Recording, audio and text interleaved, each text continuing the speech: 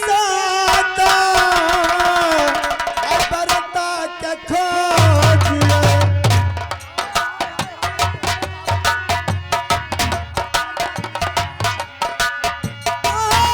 सब साता बरता के खोजिए नहीं मिल लगे स्वामी जिया पा लगे की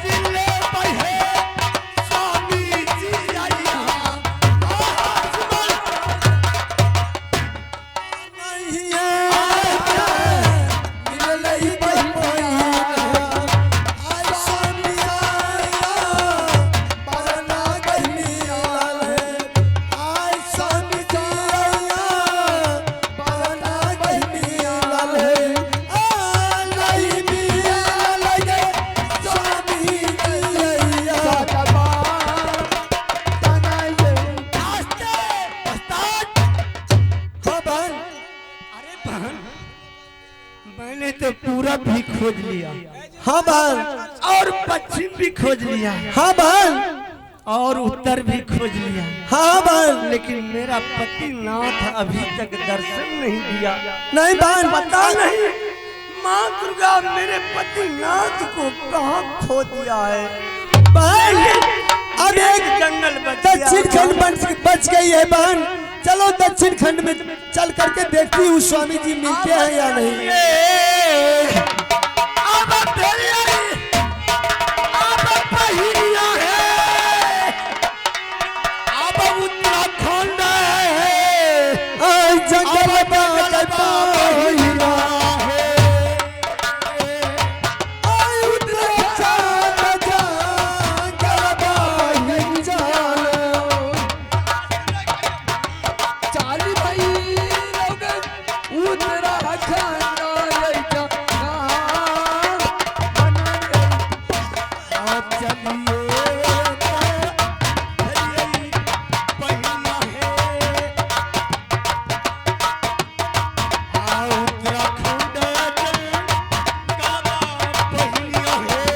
उत्तराखंड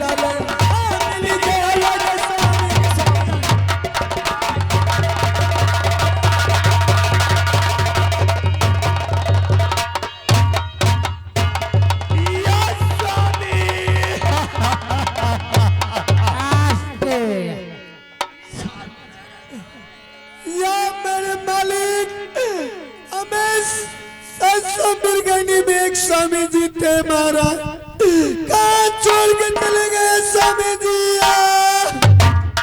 मालिक हो मालिक हो बाप काका घर में डाका पड़ गए। कहाँ चोरी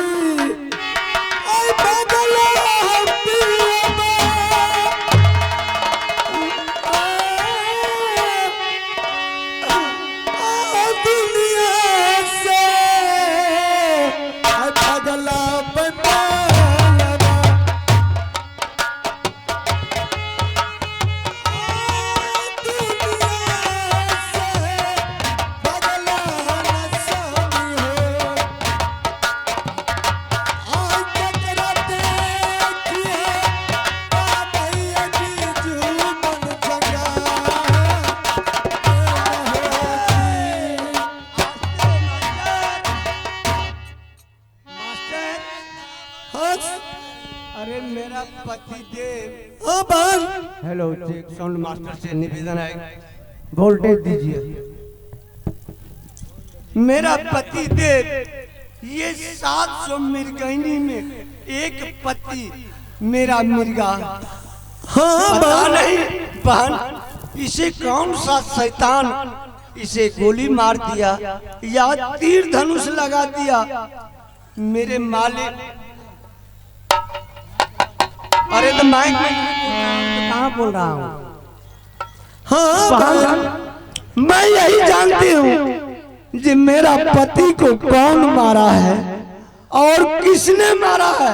मैं उस आदमी को पहले पता लगा लूं जो मेरा ये 700 मिर्गनी को ये सिंदूर, ये 700 मिर्गनी को सिंदूर जो मुझे हार दिया है, हाँ बाल उसे मैं जवाब पूछूंगी कि तुमने मेरे पति नाथ को किस आधार से तुमने मर्डर कर दिया। हाँ बाल आप भारी तो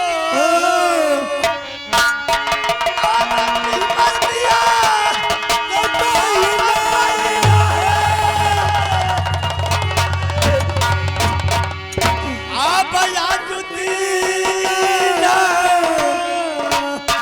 आई परलाई